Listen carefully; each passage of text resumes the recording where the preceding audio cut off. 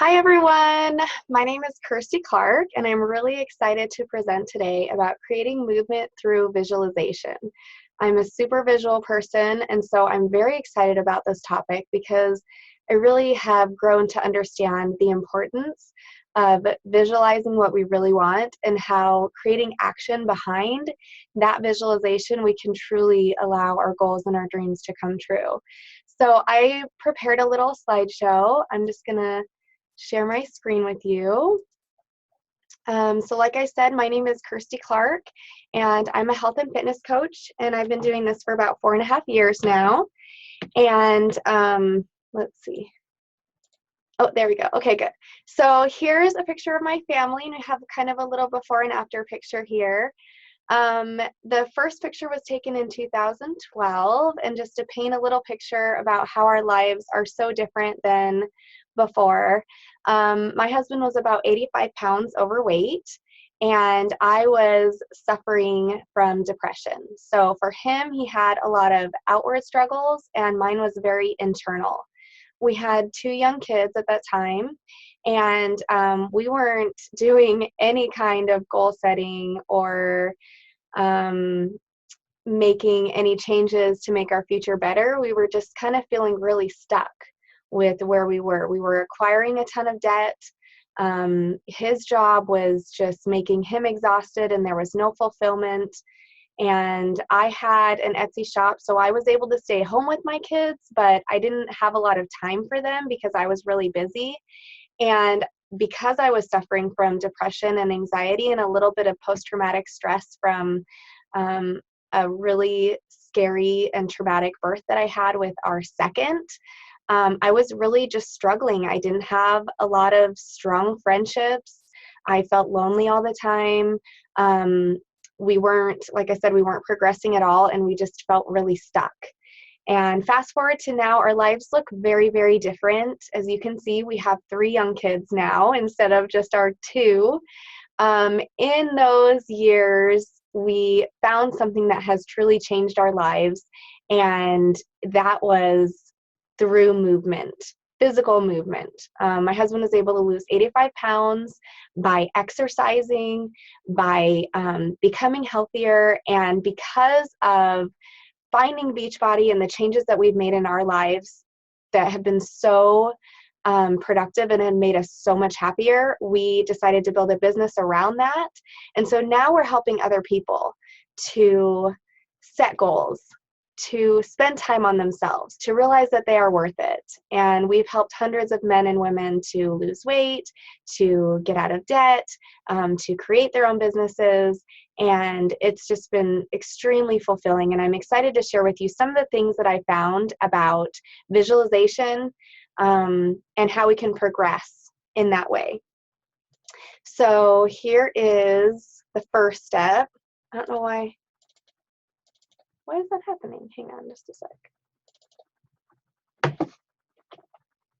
Okay, forward. Oh, there we go. Okay, so the first step is goal setting. And this is so important because I look back to where we were in 2012. We weren't setting any goals. We knew that we didn't like where we were, and we knew that we were stuck, but we weren't setting any goals to help us to progress or move forward.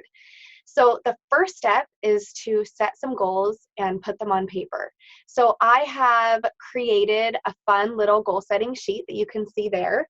And it's obviously I specialize in physical fitness and physical goals, but I've also realized how important it is to set goals in all different areas of our lives. So here we have spiritual goals, we have social goals, we have family, financial, and fitness.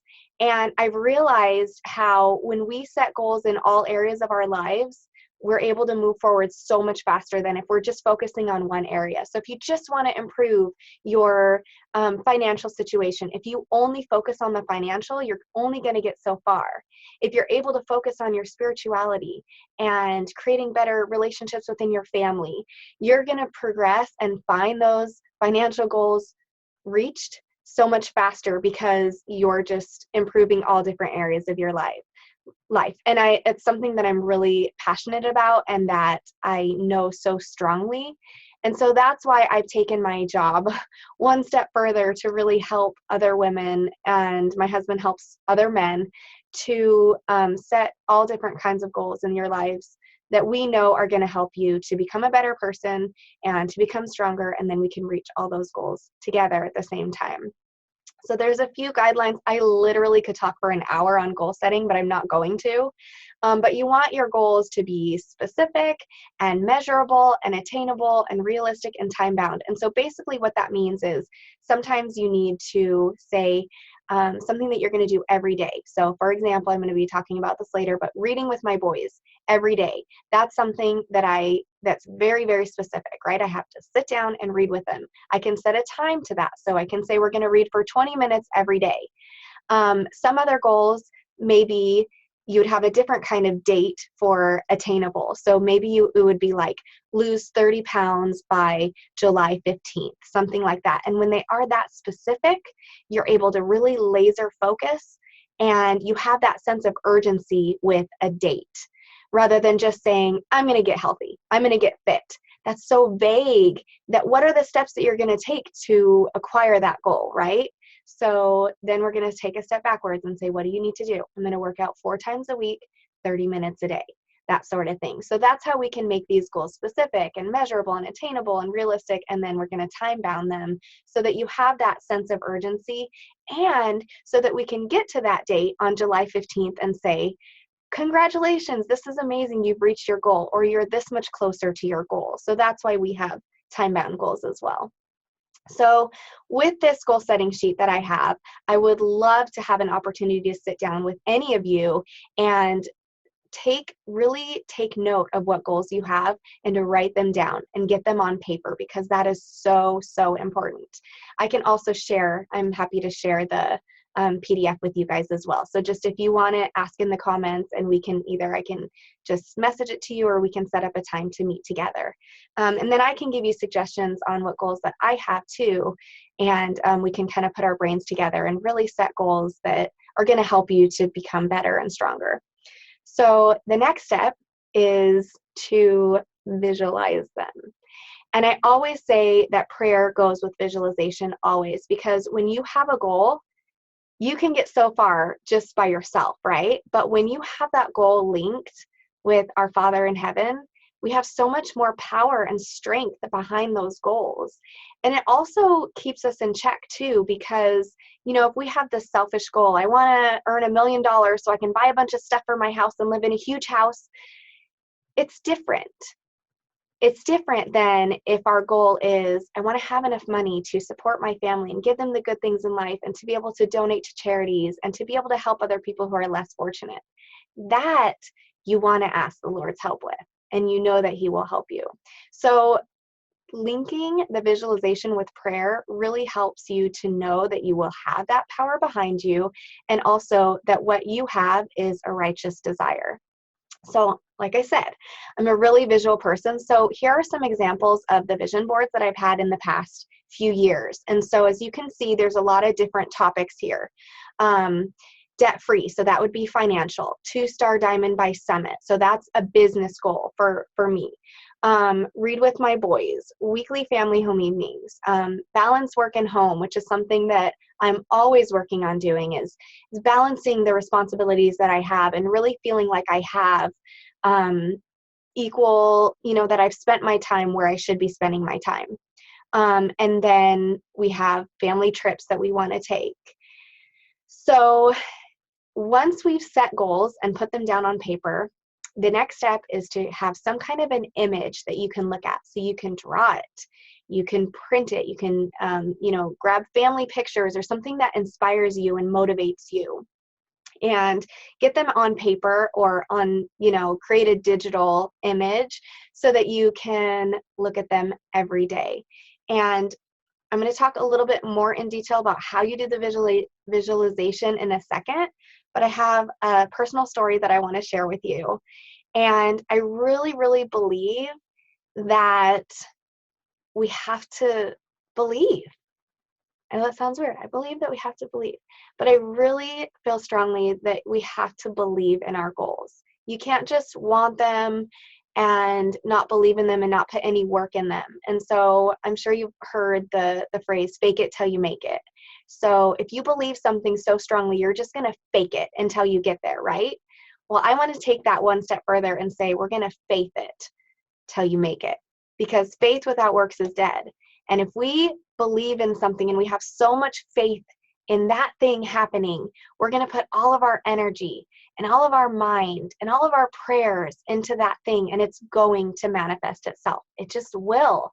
So I want to share a story that I've experienced that has really helped me realize that I can do anything that I set my mind to, especially with the Lord's help, and especially with the daily focus of setting the goal, visualizing, putting forth the work to make it happen.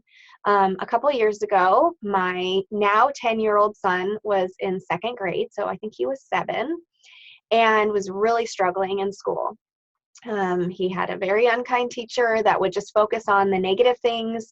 He was having a lot of trouble focusing. He would tap his pencil, and that would drive her crazy. And he was really struggling in especially reading and writing and spelling. And so after a lot of thought and prayer, I decided to bring him home to homeschool him. And during those months of homeschooling, my main goal was to help him learn how to read. He was not reading. He was reading, basic like cat, dog, and the sight words, CVC words.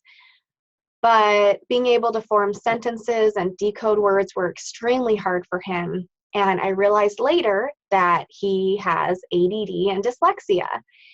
And I didn't realize at the time what all these forces were that were working against us. I just knew that everything was harder than it should be.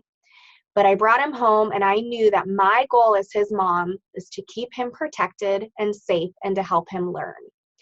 And like I said, my big goal at the end of the year was I wanted to be able to teach him how to read. And we had, you can see my pictures, a lot of fun days. We had a lot of frustrating days. I would be lying if I told you that it was an amazing experience and I loved every second, because I didn't. It was very taxing, it was very exhausting, and I felt at the end of the year that I was a complete failure. And at the end of the school year, he was still not reading very much. He would read 1 or 2 sentences and be exhausted and say, I can't do it anymore, and he'd throw the book down. And so we would trade off every other. I'd read a couple sentences, he would read a couple sentences, but he was not reading independently. And I felt like I had failed and that I had not met my goal by the end of the year. And I remember one day just breaking down to my friend and just saying, I failed. He is very difficult. I didn't teach him what I needed to do. I did a horrible job as his mom and teacher, and I failed. And I literally could have stood up and walked away like the gold miner or diamond digger in that example. With my head down, with my axe on my shoulder, I could have walked away and said, I'm done. I can't help him. There's nothing I can do for him. But I kept chiseling, and I kept chiseling, and I kept chiseling all summer. I did not reach my goal, but I was still going to work towards it. And one day, magically, he woke up and he said, Mom, can I read? And I was like, yeah? Like, you want to read? And he pulled out that book, The Chalkbox Kid, and he read first thing that morning because he enjoyed that book so much. And I had taught him what I needed to, and it was finally clicking. And I just think so many times we set goals and we don't reach them by the desired date, and we walk away and we give up. And what a disappointment that is, to give up on a goal. So I've learned how important it is to just keep on digging, to just keep on putting those consistent efforts in towards your goal, whether you've reached that desired date or not, whether you feel like you're going backwards or forwards.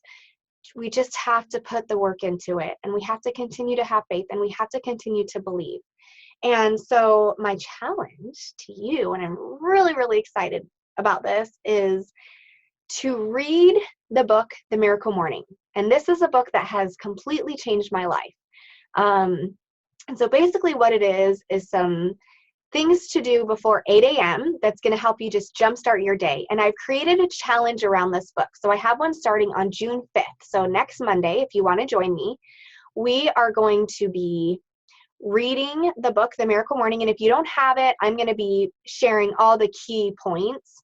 But basically, he shares, this is by Hal Elrod, and he shares these lifesavers techniques, okay? So it's spelled out savers. So S is silence, and this is basically right when you wake up.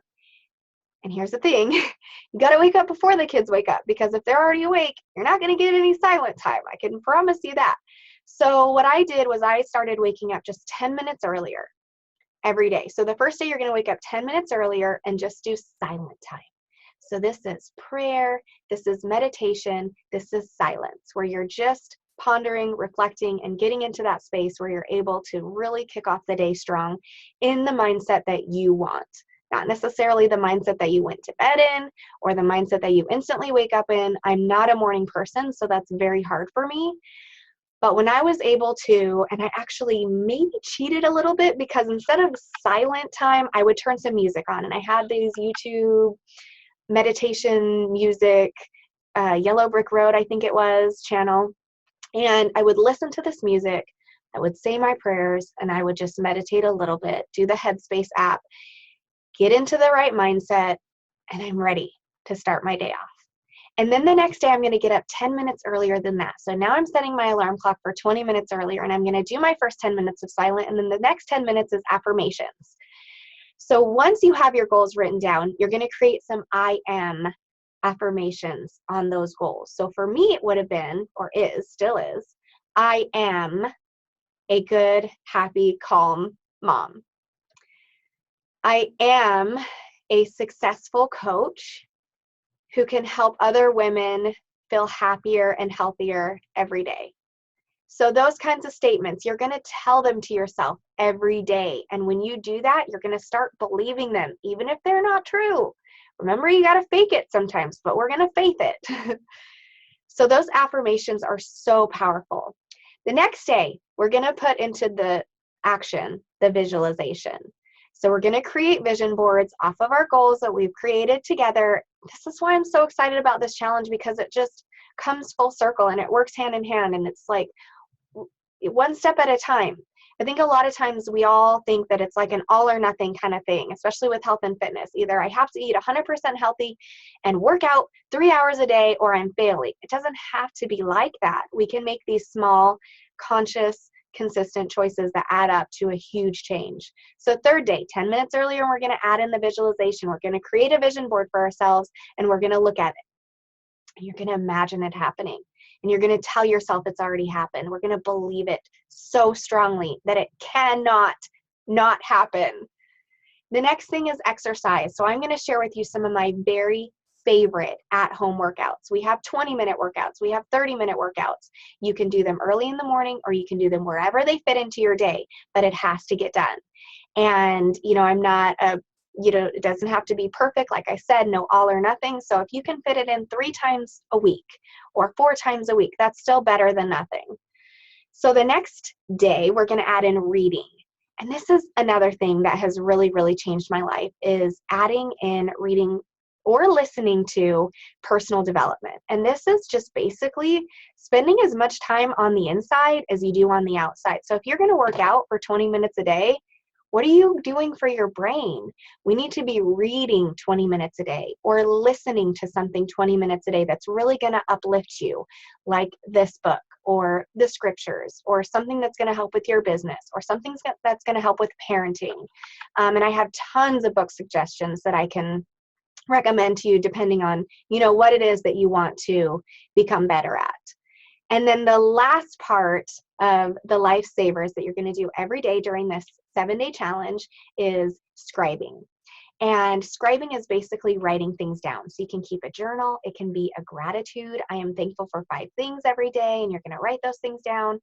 Facebook for me is kind of my journal. I record so much on there, and I have all my pictures, and then I print it at the end of the year, and it's like our family yearbook. I also have a weekly and a monthly reflection sheet where you're just going to sit down and you're going to look at these things. What did I do really well this month?